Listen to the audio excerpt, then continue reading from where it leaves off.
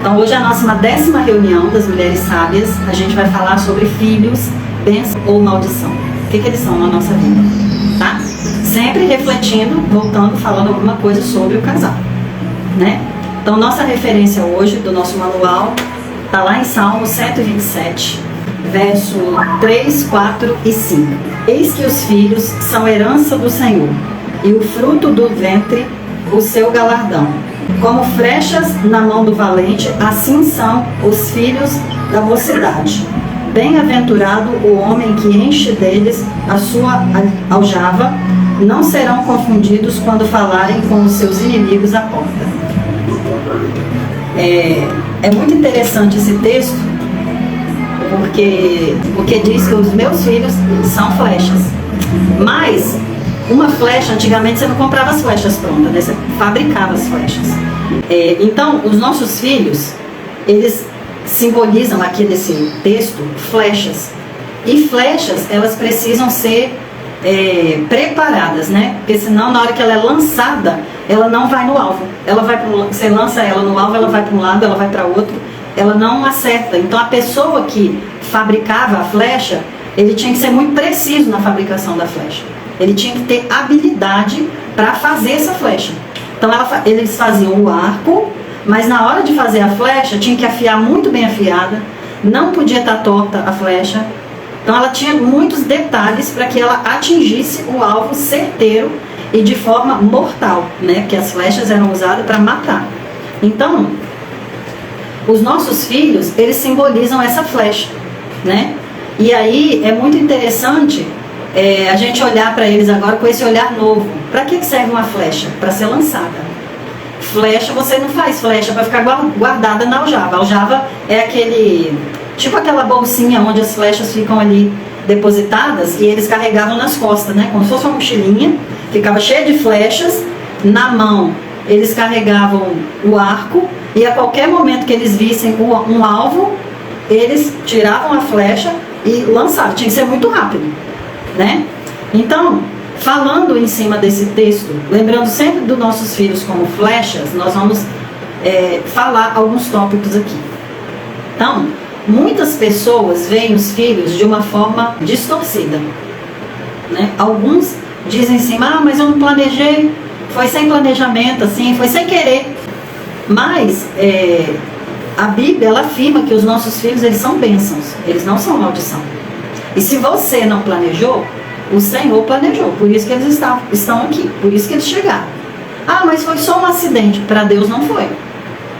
Para você pode ter sido, mas para Deus não foi um acidente, né? Então, para algumas pessoas, eles usam os filhos como a manutenção para o casamento. Então vamos ter um filho, que aí melhora o negócio. Para outros, é uma consequência de uma aventura. Igual eu falei, mas foi uma vezinha só, foi sem querer. Para outros, foi uma tentativa de prender o namorado, o marido, o noivo, sei lá quem. Então a pessoa acha que vai prender alguém, né? Tendo filho. Lembra disso, olhando pelos dois lados, tá? Que o homem também pode fazer isso com a mulher querendo prender ela, né? Outra forma às vezes a mulher é estuprada. Então é uma experiência de violência. E outras vezes é o tão sonhado sonho. Eu gostaria tanto de ter um filho. Alguns têm e muitos sonham, mas não tem esse filho biológico. Só que a gente não ter o filho biológico não quer dizer que a gente não possa ter filhos. Não quer dizer que você não possa fazer uma flecha. As consequências que vêm para desafiar a gente na criação dos filhos, na gestação, elas não podem transpor, elas não podem impedir da gente forjar, da gente aperfeiçoar essa flecha. Essa flecha, ela tem que ser certa, né? A estrutura dela tem que ser certa, ela tem que ter precisão, ela tem que ser afiada e quando for lançada não pode demorar, tem que ser rápida. Porque nós corremos o risco de morrer. Ou quem lança a flecha ou a própria flecha. Se a pessoa que vai ser atingida pegar a flecha, ela vai quebrar a flecha, né? Então, a gente precisa pensa sempre na flecha, é o meu filho, ou os meus filhos, tá? Então, como é que eu faço uma flecha? Será que eu faço assim, eu vou ali no mato, pego um gravetinho, pego uma faquinha, corto para lá e para cá, dou uma limpada, tá pronta a flecha. É assim? Não, não é. Então, as flechas, elas precisam ter uma madeira específica por causa do peso, né? Madeira fala de nós, que Jesus nos moldou, né? Tirou as nossas cascas, está lá no nosso manual. Então, ela é feita de madeira, ela tem que ser aperfeiçoada a longo prazo. Então, você não tem um filho hoje, amanhã ele está pronto. Não, é longo prazo. E para você fazer com que ele tenha uma estrutura sólida, você tem que investir em educar, preparar, formar e treinar. E só depois disso é que você vai testar. Como é o testar? O testar é quando eles chegam na idade em que eles não dependem mais de mim. E aí eu lanço a flecha para ver se ela vai alcançar o alvo. Quando a pessoa que lança a flecha joga a flecha, ele sai correndo atrás da flecha? Não, ele lança a flecha e observa para ver se ela vai acertar o alvo. Então, os nossos filhos, eles são pessoas em formação, sendo aperfeiçoadas. Eles nascem sem informação. Quem insere informação neles somos nós. E aí, essas informações não podem ser terceirizadas. Ah, eu vou deixar aqui com a minha mãe um pouquinho aqui para ela tomar conta. Ah, eu vou mandar esse aqui para morar lá com o tio, para morar lá com a mãe, para morar lá no internato, na escola, para estudar e ficar lá estudando. Não, porque ele vai adquirir conhecimento, ele vai ficar inteligente, sim, e vai ficar sem pai e sem mãe também. Então a gente precisa ter sabedoria. Os filhos, Deus não deu ele para a escola, deu para você que é a mãe e para você que é o pai. Então não foi para a escola. Escola não educa, não treina filhos. Ela só faz a parte escolar, a parte de conhecimento. Mas quem vai forjar o seu filho de acordo com aquilo que você acredita é você. Ah, mas eu tenho medo do meu filho fazer tal curso porque lá ele vai ter contato com pessoas. Não. Ele está no mundo. No mundo tem tudo isso. Só que você tem que ser o influencer dele e não as pessoas. E não as coisas que estão por aí. É você que influencia seu filho. É você que mora. É você que está com ele. Então, por que as coisas e pessoas lá de fora que estão influenciando? Tem alguma coisa errada aí, né? Então, pais que não se dedicam na assistência dos filhos, né, perdem para a concorrência. Quem é a concorrência? As mídias sociais, os coleguinhas lá. Então, o que eu preciso? Eu preciso estar atenta e disponível para o meu filho. Eu preciso disso. Ah, mas a vida é muito corrida. Ah, eu tenho a casa para limpar, eu tenho marido para olhar, eu tenho trabalho, eu tenho minha unha para fazer, Você pode ter tudo isso e o seu filho também. Ele não pode estar de fora, né? Então, quando a gente não se dedica, a gente perde para a concorrência. Porque se eu não me dedico, o que eu estou fazendo? Eu estou negligenciando o meu papel, a minha responsabilidade. E aí depois... Então é hoje, é no agora que eu influencio. É no agora que eu mostro para essa criança quem eu sou para ele e quem ele é para mim. Por exemplo, o menino tirou notas baixas. Mas de novo você com essas notas baixas? Ah, mas não tem jeito com você não. Olha só, sabe o que você está dizendo pro seu filho? Você ama a mim ou a nota que eu tiro? Então Deus sabe amar a mim e não o meu pecado. Então eu também tenho que saber de separar essas coisas. O que eu preciso? Elogie mais e critique menos. Não que você não vá chamar atenção. Claro que você tem que chamar atenção. Não vai ficar rindo porque o menino tirou nota baixa, né? Mas o que precisa? Tirou nota baixa, você vai chamar, você vai falar, poxa filho, você estudou? Faz pergunta, lembra? Você se dedicou? Você acha que foi o bastante? E ele vai sondar os comportamentos dele, as responsabilidades dele, se ele foi responsável ou se ele negligenciou. Então, olha, filho, eu sei que... E outra, né? Quando a criança chega com nota baixa, geralmente, ela não está rindo não, ela já está destruída. Aí eu vou destruir ela mais ainda. Então, eu dá tiro no cachorro morto.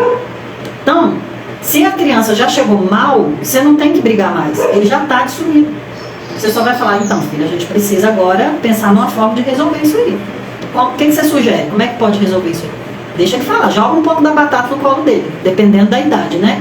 Cada um na sua idade. Então nós conhecemos os nossos filhos e sabemos aonde dói e aonde não dói. Quando a gente se nega a dar tempo de qualidade para eles, a gente está sendo omisso. Ah, eu não dei não conversei não, porque eu estava muito cansada, eu tive que dormir. E aí, a gente perde a influência que a gente pode ter sobre ele. Às vezes, ele não quer nem que a gente fale, ele quer só que a gente escute. Aqui em casa eu costumo perguntar, quando eles vão falar, eu falo assim, é para me falar ou é só para ouvir? Porque eles já avaliam e já falam logo, não, é só para você ouvir. Tá bom? Eu só escuto, não falo nada. Só que geralmente, depois que eles desabafam, eu fico calada olhando. Aí eles falam assim, tá mãe, então fala, eu quero ouvir. Então, mas a gente deixa eles escolherem, para eles não se sentirem sufocados. Então, às vezes, a criança nem começou a falar, a gente já atropelou. Eu lembro que uma vez, a Brenda chegou da escola, ela era pequenininha, acho que ela tinha uns 8 anos. Ela chegou da escola contando uma história. E aí ela falava assim, aí mãe, a menina, né, não sei o que lá, mas ela estava muito eufórica contando a história. E no meio da história ela falou assim, e continuou a história, e tá contando. E eu fiquei olhando aquilo. Aí, mas não interrompeu, deixei ela contar. Aí ela contou, falou. Quando ela terminou, eu falei assim, filha, o que é esse... Aí ela falou assim, eu não sei. Ela continuou rindo, ela não sabia o que era. Ela falou assim, eu não sei mãe, foi a colega que falou. Então, nós aprendemos com eles e eles com a gente. Não é só a gente que ensina não, a gente aprende com eles também. Aí eu expliquei pra ela, eu falei, filha, essa palavra quer dizer isso. E pra nós, você acha bonito uma moça ficar falando isso? Não é legal, né? Depois que você me falou o que é, eu fiquei com vergonha. Então, e se eu não falo? E se eu não instruo? Ela ia continuar falando sem nem saber o que era, até um dia que ela ia descobrir o que era. Mas aí, quantas vezes ela já ia ter repetido e isso já teria virado um hábito? Então a gente tem que estar atento às coisas, tudo, gente. Amigos, objetos, olhar a mochila, entrar no quarto, olhar no guarda-roupa, olhar nas gavetas, tudo a gente tem que olhar. Desde pequeno até grande. Quantas vezes os nossos filhos, que eu acredito que de vocês também, já trouxe um objeto que não era deles para casa? Ah, foi o coleguinha que me emprestou. Ah, foi não sei quem que me deu. Tá, e foi quem essa pessoa? Ah, foi fulano. Aí você começa a fazer pergunta. Mas por que ele te deu? Eles mesmos vão soltar. Porque eles não têm malícia, maldade. Nós é que temos que instruir para que a maldade não venha brotar neles. Então é a gente que instrui. Ah, tá, filho, ele te deu. Mas a mãe dele sabe que ele te deu? Ah, mãe, eu acho que não, porque ele estava na escola. Então, você acha que a mamãe ia gostar de você pegar uma coisa que a mamãe que te deu e desse para um colega seu sem a mamãe saber? Então a gente começa a trazer eles, olha, a realidade é essa. E se a mãe dele brigar com ele? Então amanhã você leva, devolve para ele e fala com ele, fala com a sua mãe. Se a sua mãe deixar, aí eu quero. E aí você vai instruindo. Cada dia, lembra, longo prazo. Cada dia vai acontecer uma eventualidade e você tem que estar lá para instruir. Você tem que estar lá para falar, antes que outro venha e interfira na comunicação. Eles precisam de ajuda nossa em todas as instâncias deles, né? Na parte física, quando eles estão muito pequenininhos, isso aqui vem do quantitativo de dependência que eles têm de nós. Qual o percentual de dependência? Quando eles nascem, 100%. E aí depois eles vão crescendo e ainda a dependência ela vai diminuindo. Tá? Então de 100% ela vai indo e vai diminuindo. Quando eu ensino os filhos serem independentes de mim. Agora, quando eu ensino eles a depender de mim, aí é o contrário. Eles crescem e esse 100% não diminui. E aí virou aquilo que era bênção, agora sim vai ser maldição. Eu preciso entender que eu ajudo eles em 3 instâncias: física, emocional e espiritual. Física é a primeira dependência que eles perdem, é a física. E eu ensino isso para eles. Comer. Ah, o menino não come, tá lá o menino com 20 anos. Menino, come que você vai passar mal. A comida tá pronta. Não come porque não quer. Eu vou ficar igual quando era pequenininho falando, come meu filho, come. Não, já passou da fase, gente. Já passou. Teve a fase de você insistir, de você, olha, come isso aqui é bom, de você pegar e dar e descascar. Teve essa fase. Agora já sabe que isso aqui é bom, isso aqui não é. Mas quer assim mesmo? Livre-arbítrio, cada um escolhe o que quer. Não posso fazer nada. Então, eu preciso suprir essas necessidades, né, do corpo físico, E as emoções, eu preciso desde muito cedo mostrar para ele a importância que ele tem para mim, que ele é amado, que ele é respeitado, que ele é prioridade para mim e não outras coisas. O menino está doente, tem que trabalhar, vou pedir fulano para levar no médico. Não, a mãe é você. Você está dizendo para o seu filho que o seu trabalho é mais prioridade do que ele, porque ele está doente, ele precisa de você. Ele precisa de você para você socorrer nesse momento. E quando é pequenininho, não é nem só de socorrer, ele precisa de você perto dele, porque você é a segurança dele. Vou pedir a avó para levar, vou pedir o primo para levar, vou pedir o vizinho para levar. Isso é um absurdo. A responsabilidade é sua. Você é a mãe, você é o pai. Não é outros terceiros, lembra? Terceirizar? Não terceiriza o que é seu, não. O que é seu, é seu. Outro dia daqui de casa pegou dengue, mas ficou ruim. Eu fiquei uma semana em casa. Tinha que ficar levando para tirar sangue. Chegou na porta do pronto-socorro uma vez, a pressão caiu. E se eu mando com estranho? Será que ia cuidar igual eu? Que sou a mãe?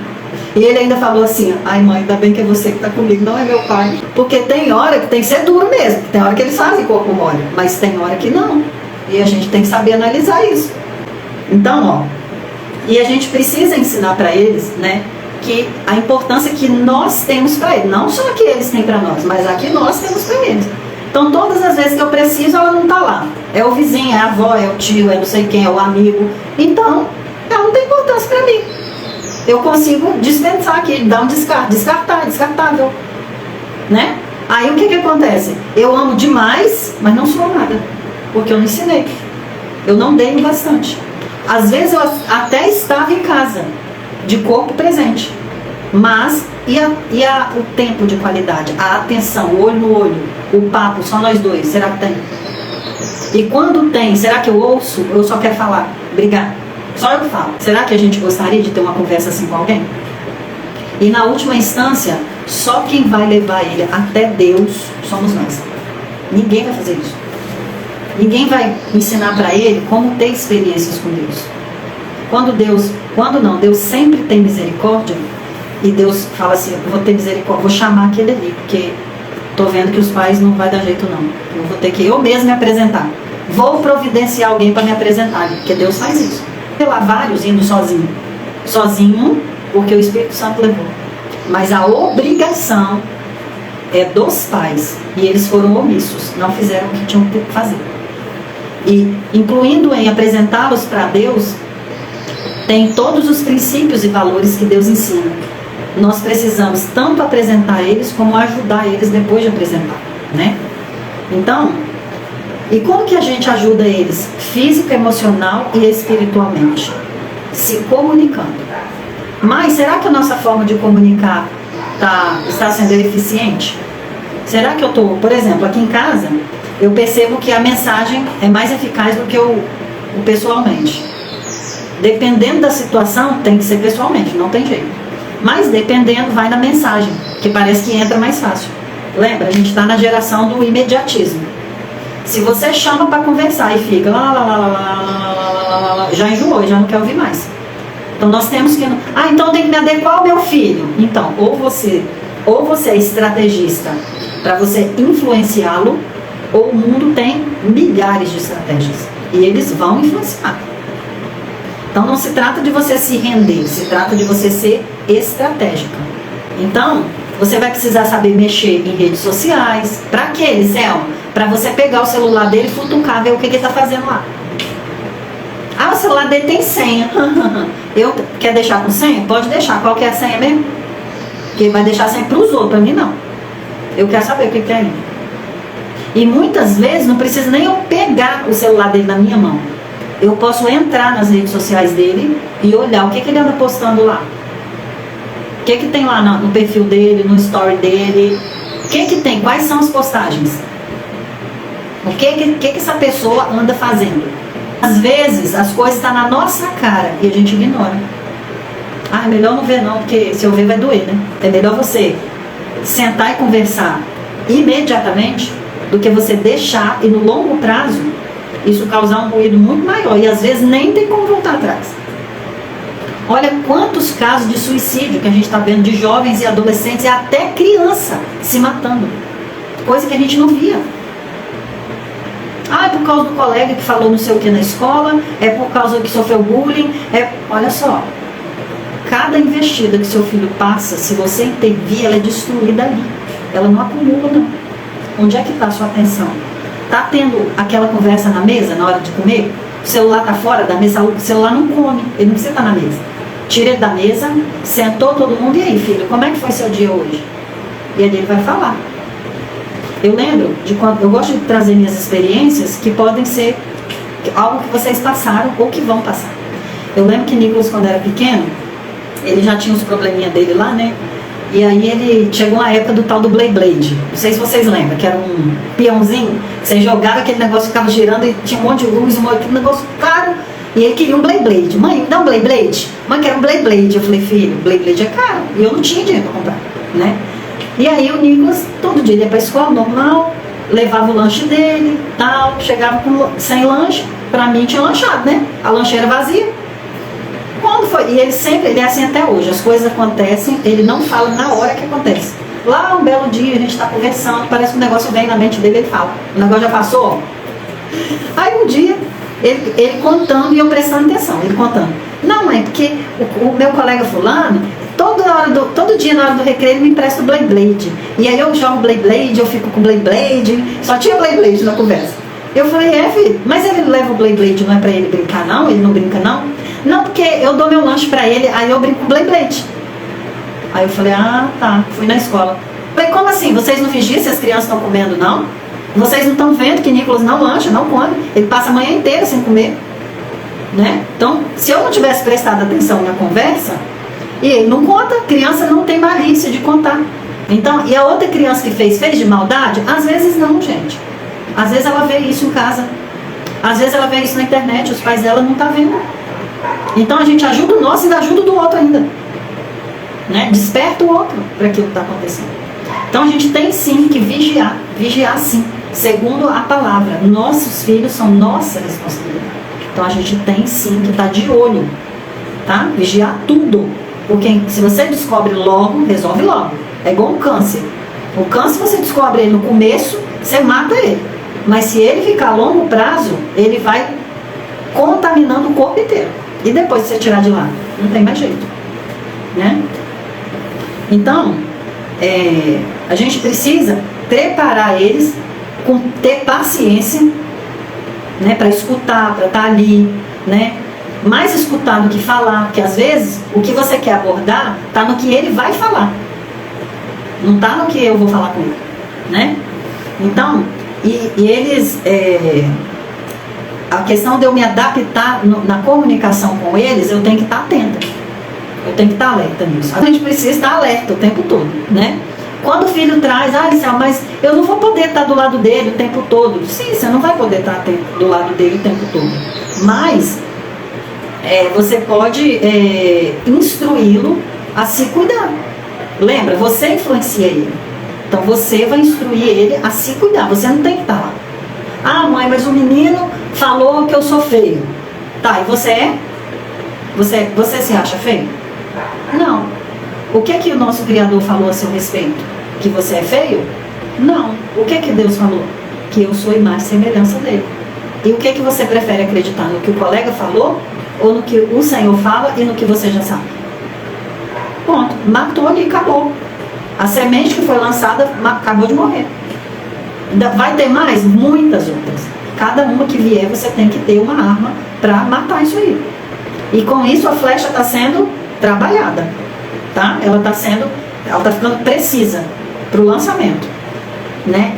Então, outra coisa que é outra falha que a gente comete, tudo que a gente fala, faz, eles absorvem. Tudo, eles absorvem. Então, eles absorvem quando eu falo com meu marido, como eu estou falando, o tom que eu falo. Se está tendo desacordo, eles usam muito isso, gente, contra a gente. Eles não se dão bem, então eu vou me aproximar de um, eu vou ser o parceiro desse aí, porque eles não são parceiros, então eu vou ser o parceiro e vou ser o influenciador ainda. Eles são muito espertos, tá? E eles acabam nos conhecendo melhor do que a gente conhece eles, e usando isso para influenciar a gente. Quer ver uma coisa que acontece muito? Eu quero algo, mas eu sei que minha mãe não deixa. Eu peço meu pai. Se o casal não tiver em sintonia, a mãe vai deixar, porque não sabe que o pai não deixa. Então a gente tem que estar atento. Ó, você não sabe? Espera aí, depois eu te respondo isso aí. Aí você vai lá no marido e pergunta: fulano pediu isso, você tá sabendo? O que você acha? Aí vai falar. E aí você volta e dá a resposta. De acordo, ó. Para dar a resposta tem que ter acordo. Né? E aí, a gente precisa não só vigiar, mas orar. Como é que eu oro com meus filhos? Você profetiza promessas sobre a vida dos seus filhos?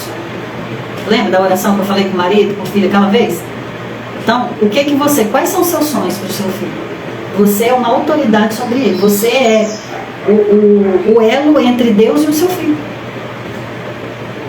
Então, o que você tem orado por ele? O que você tem sonhado para ele? Você ora para o seu filho ter uma boa esposa? Ou a sua filha ter um bom marido? Como que você ora? Oro e vigio. Oro e vigio. Como que eu vigio? Na hora de instruir. Na hora de influenciar. Eu preciso influenciar. Como que eu influencio? É reclamando? É falando? Apontando a falha? Não. Eu trago consciência com pergunta. Né? Então eu preciso conscientizar com perguntas. Não é com afirmação, é com pergunta. Então olha só, essa pessoa aí que você está gostando, ela tem o mesmo, ela obedece os mesmos princípios que você?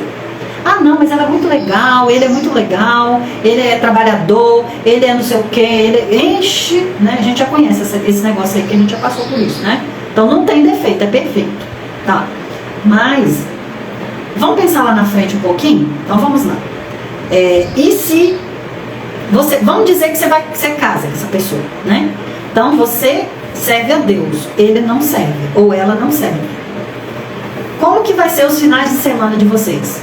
Você quer ir para a igreja, o outro não quer. Você quer ouvir louvor, o outro quer ouvir música. Você quer ir no seminário, e o outro quer ir na festa. Né? Então ainda dá para ir levando, dá para levar. Um dia eu vou na festa, um dia eu vou na igreja, um dia, né? vou levando. Daqui a pouco vem os filhos. Quando vir os filhos, você vai ensinar A, o outro vai ensinar B. E aí, como é que vai ser? Você já pensou nisso? Pergunta assim, você já pensou nisso? Não, porque se você ficar só falando do seu jeito, aquela pensa assim, não, eu vou fazer o outro pensar. É ele que tem que pensar, não sou eu não. Então tipo, ó, minha vez já foi. Eu conte a sua experiência para ele. Quando você estiver conversando com os filhos, conta as suas experiências para eles. Não só as boas, que a gente gosta de contar só as boas, né? Conta as ruins também, que é com as ruins que eles aprendem. Né? Eu falo para os daqui de casa, olha, eu fiquei 19 anos servindo a Deus sem seu pai. Você via a luta que era? E olha que ele não bebia, ele não jogava, ele não era de ficar na rua, ele não fumava, ele não roubava, ele não era viciado em nada. Nada. A única coisa dele, trabalhar e ver televisão. Sempre foi. 30 anos, desse jeito. E assim mesmo, vira e mexe, dava uns atritos. Porque tem a festa da empresa de final de ano. Tem que ir, amor, tem que ir. É festa pra família. E aí? Lá tem pancadão, tem churrascada, tem os colegas que fumam, que bebem, que falam palavrão. E você tá lá com seus filhos. E aí, como é que vai ser? Entende? Então, os nossos filhos não pensam no amanhã. Nós pensamos porque nós já passamos por isso. Então, a gente precisa pensar para não sofrer. Eles não pensam ainda, mas nós podemos trazer essa clareza para eles, né? E aí, a gente, com isso, vai ajudando a forjar a identidade deles. Não, peraí, minha identidade não combina com isso não, isso vai dar problema. Então, eu trago uma consciência, sempre deixando eles escolherem, ó. Agora nessa fase já está numa fase de dependência bem pequenininha. Quem faz as escolhas são eles, de muitas coisas, não de 100%, mas muitas já é eles já. Quanto mais rápido, né, a gente for nessa influência, menos a sociedade vai influenciar, porque nós chegamos primeiro. Então a primeira impressão é a que vai ficar, e essa impressão tem que ser a minha e não a deles, né? E aí eu preciso estar atento para inserir neles todos os princípios e valores que eu acredito e que eu vejo o resultado. Aí depois eles vão avaliar e escolher. Será que, deixa eu olhar bem na minha mãe se ela está falando isso tudo aí e se ela tem resultado mesmo. Ou se ela só está falando que tem resultado, não tenha nada. Porque não adianta você falar e não ter resultado. Olha, filho, você não pode ser gastador, o dinheiro que a mamãe te dá, você tem que saber guardar. Então, aí ele olha para a vida da mãe. Meu Deus, minha mãe vive devendo Deus e o mundo, vive doido para pagar um monte de conta. Acabou. O seu testemunho fala muito mais do que as suas palavras. É o que você faz, não o que você fala. Então, se ele te pede dinheiro, você sempre fala que não tem. Mas você ensina para ele que ele tem que guardar para ter dinheiro. Na hora que ele te pede, você diz que não tem, na cabeça dele vem assim: mas por que eu tenho que guardar dinheiro para ter, se minha mãe que está me falando isso não tem? Olha para vocês verem que confusão que dá na cabeça. Então eu preciso cuidar da minha vida, lembra? Para cuidar das deles, da vida deles. Por isso que vem lá, ó, ame o próximo como a ti. Então, corrija a sua vida, que o seu filho está se espelhando em você. Eles se espelham em você. Ah, mas tem filho que a gente ensina e depois vai para o mundo. Não vai ser cobrado de você a escolha que ele fez. Ele já na fase de escolhas. Vai ser cobrado dele. Então não se meta com a responsabilidade que é do outro. Faça a sua. Ah, não vou ensinar não, porque quando cresce eles que escolhem, eles que fazem o que eles querem. Não, não ensina não. Que na hora da cobrança dos talentos você vai pagar. Você vai ficar sem seu talento. Eclesiastes 4:9 diz assim: melhor é serem dois do que um, porque tem melhor paga do seu trabalho. Que é melhor ser dois do que um? Porque é melhor ser pai e mãe do que só... Ah, quer ser mãe solteira. Você não sabe o que é isso. Você não sabe o que você está querendo. Então, melhor serem dois do que um.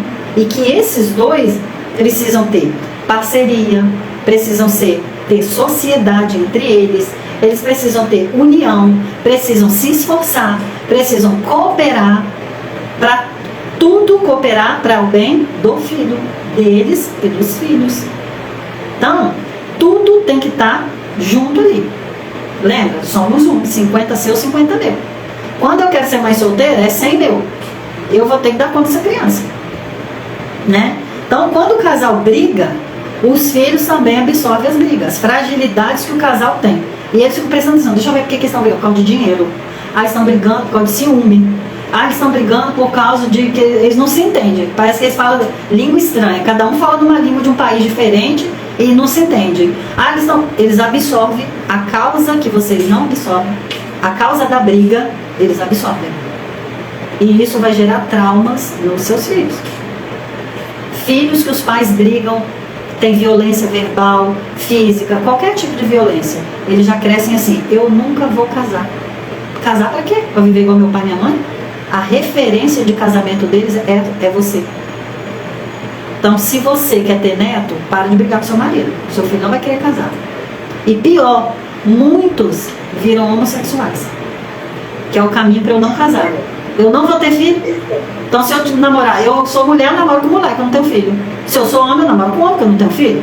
Então, tem várias vertentes de pensamento nisso. A gente precisa influenciar, prestar atenção nos nossos comportamentos dentro dos nossos lares. Mostrar para o filho dele que ele é amado, que ele tem o papel dele. Ah, mãe, mas eu não gosto de fazer isso. Não. Então tá, filho, olha só, vamos negociar? Aqui em casa eu negocio. Ó, você não gosta de lavar vasilha, não é? Ok, então você vai limpar o quintal, você vai botar o lixo pra fora, você vai dar banho nas cachorras. Às vezes, eu não boto sempre, mas eu coloco. Vai limpar a casa com a mamãe. Aí eu lavo as vasilhas, chega, tá lá um monte de vasilha. Tá com abuso já, né? Aí eu refaço o combinado, olha só. Eu vou deixar a pia limpinha. Só uma coisa, se eu chegar e tiver vasilha suja, eu vou fazer janta, o que eu for fazendo, eu vou juntando lá. Você vai ter que lavar a que você deixou e a que eu sujava. Pronto, acabou a conversa. E aí, não, mas isso não é justo. Ah, tá, então justo é eu lavar a sua sujeira, sempre. Então não tá tendo. Justiça é a via de mão dupla, vai e vem. Tá? Aprende isso. Então a gente tem que ensinar. O tempo todo ensinando, tá? Sinais de maturidade. O melhor sinal de maturidade que um casal tem é quando eles têm ponto de vista diferente, conseguem se respeitar. Não brigo. Eu não brigo com você porque você pensa diferente de mim. Isso é maturidade. Alcançamos um nível hard agora da maturidade.